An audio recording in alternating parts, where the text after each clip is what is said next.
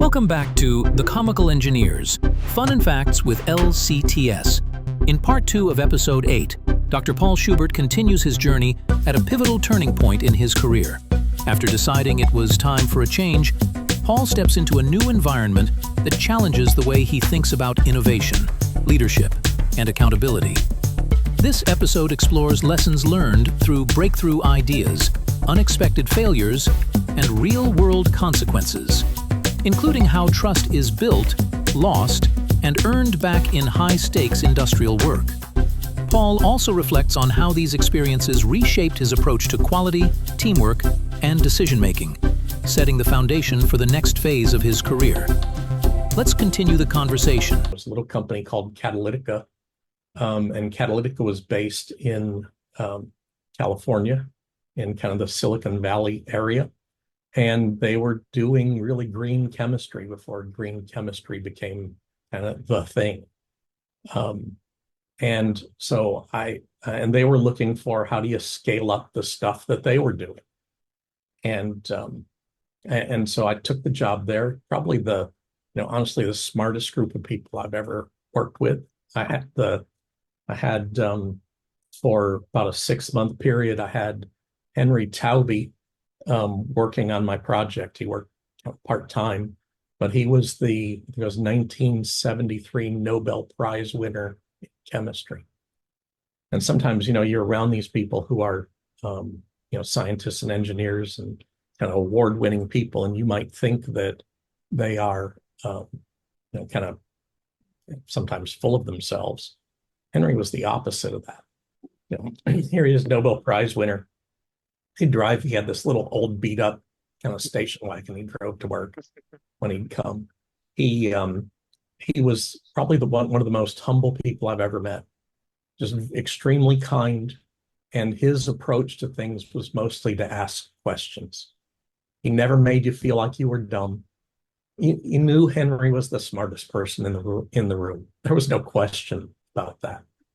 And yet he never made you feel like your questions were like ill-advised or whatever. But he would ask the best questions probably that I ever got asked on any of the things. Make me really think through what we were doing, and the whole team think through, what we were doing. And it was, just a really great experience. And, I would count him as certainly, one of my mentors in going through there. I worked on a number of catalyst systems and ended up actually moving into a group that was doing developing a catalyst-based stack gas monitoring, so continuous emissions monitoring.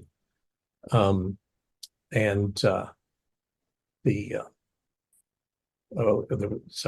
kind of CEM, continuous emissions monitoring.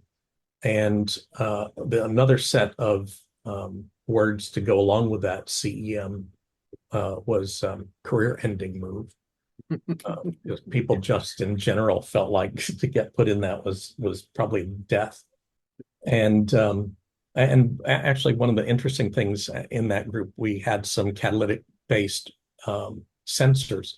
And I kind of the first thing I did in that group, it was called Advanced Sensor Devices, was I got sent to Japan. We had apparently sent them like an order of several thousand sensors, and 95% of them failed the performance test once they got there. So I had to go and I had to give the proper apologies and promise that we would never do that again, and we were going to fix things.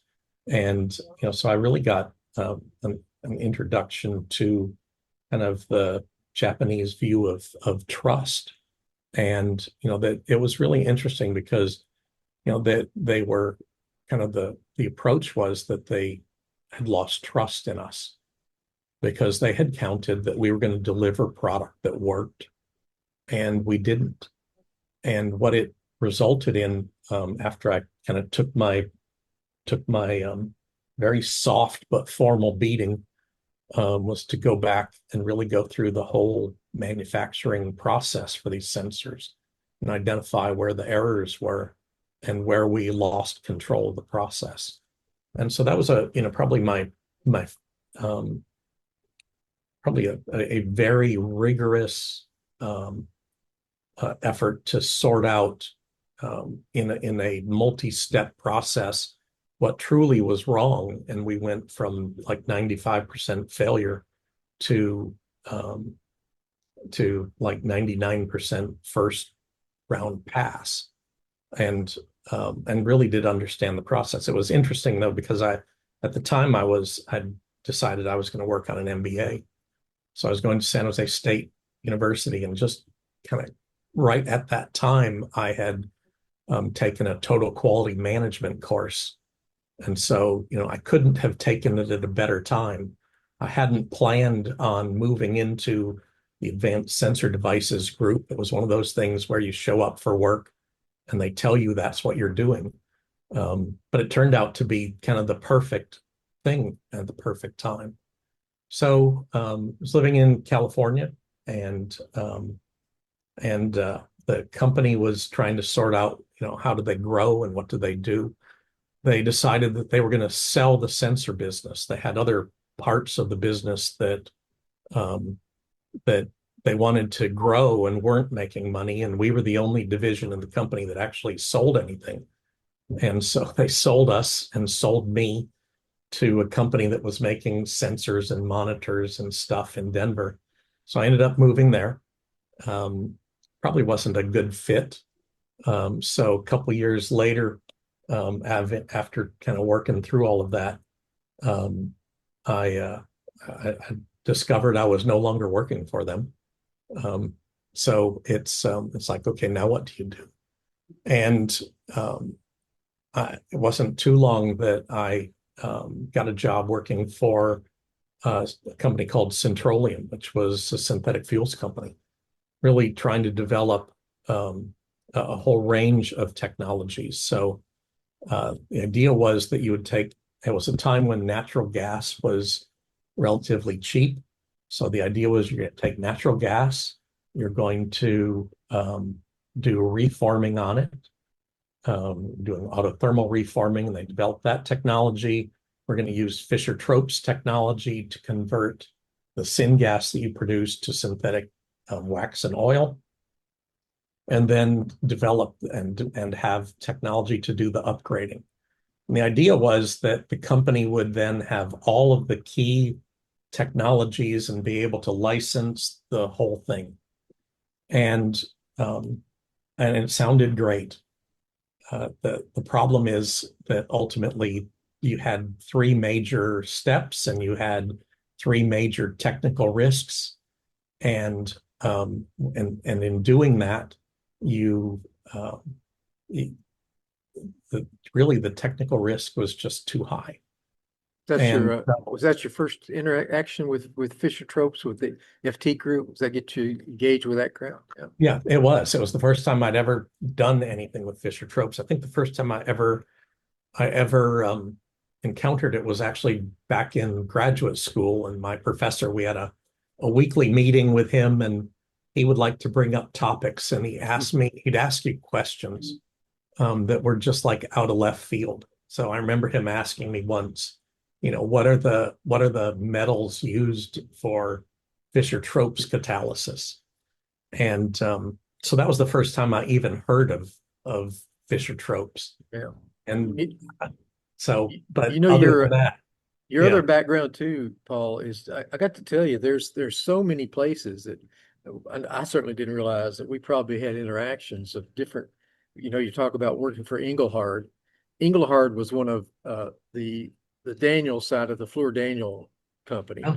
Daniel built most of the catalyst plants in the Georgia, South Carolina area that Engelhard had produced. I remember that was one of the first projects I walked on and it got to measure how long a calciner really could be. So that, right. So there's probably names that you may have known. A guy by the name of John Thatcher was actually ended up being one of my bosses, and he was one of the key project directors for the Engelhard projects that were going on, that were going through there. Sounds familiar. Yeah, I and did then go down to Adipolgus and first thing you had to do is learn how to spell Adipolgus, Georgia. Yeah, yes, you yes. had to learn to spell that. But then your crew there, when you were working at Lion Oil, we did a lot of work for those, the Hal Baker boys, and of course the same crew out of Beaumont, the old Matrix crew. We did back when, Ken Suter was kind of the key guy there that we worked with Ken, and Steve Cousins. Of course, Steve's, came through all of that ranks through all the crowds. So there were the similar places and people. I get amazed that when we talk with folks that were never 6 degrees separated with where we worked or where we've done, but that and then the bringing that kind of story to the head, the Fisher Tropes crowd with a group that probably how Eberhard got introduced to you, and we met through all of that crowd there too. So that's a really interesting story from background and how you got to that. With all that background, with that being said, what was your thinking when you jump forward to strategic biofuels and you see that as a startup company, and you certainly had background support in your industry development, but what really allowed you to say, let's step off into this new development kind of approach, new company, new project, new technology? What brought you to that, to decide, no matter what we were laughing earlier about the boxes, the little check, and down at the bottom of the page, there's a big box that says, we're going to do it anyway, right? What gets you to that, we're going to do it anyway point? So, just kind of couple other steps. So, left, so Centrolium kind of lived through its ups and downs, and really learned about the technical risk side of things, and really that we probably needed to focus on one thing and get that across the line. And then I went to work for Velocis, which was another Fisher Tropes company. Although when I went there, they were trying to develop 6 different technologies simultaneously with about 60 people. And it was like, this isn't going to work. We have to focus on one thing. And ultimately, pretty quickly, and told them, like, I'm not the right guy if you want me to try and bring all these. And we just needed to focus, and ultimately got down to the reforming that they had and the Fisher Tropes. And the reforming proved to have some real challenges, but the Fisher Tropes looked much more potentially successful. So I was involved in getting that, but in kind of both at Centrolium and then even more so at Velocis, got involved in the fundraising. And so with Centrolium, we did some kind of road shows and raised funds. At Velocis, I got involved in road shows and going to potential investors, and we were on the London AIM market, and it really got me thinking about what's it take to raise funds. That wraps up part 2 of episode 8 of The Comical Engineers. Fun and Facts with LCTS. Thank you to our hosts, Eberhard, Lucke, and Stan Spears, for guiding this honest and thought-provoking discussion with Dr. Paul Schubert. In this segment, Paul shares experiences that tested assumptions, challenged leadership styles, and reshaped how he approached quality, responsibility, and problem-solving. In part 3, Paul takes us into the next phase of his journey, where technical experience, hard lessons, and long-term vision come together in a bold new direction. As always, follow, share, and subscribe so you don't miss what's next. See you in part 3.